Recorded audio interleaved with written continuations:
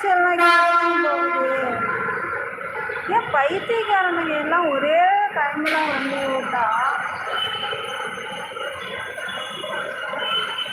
எல்லா பஸ்ஸும் செல்லாக்கிட்டே தான் போகுது. அதுவும் ராசிபுரம் தான் போகுது. எல்லா பஸ்ஸும் ஒரே டைமில் வருதுங்க. இவ்வளோ நேரம் நான் நின்னால பஸ்ஸே வராது.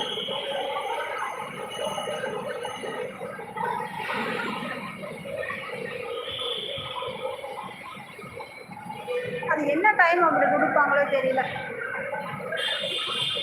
இந்த தனியார் பஸ் வரும்போது கொஞ்ச நேரம் பஸ்ஸே இல்லாமல் இருக்கும்.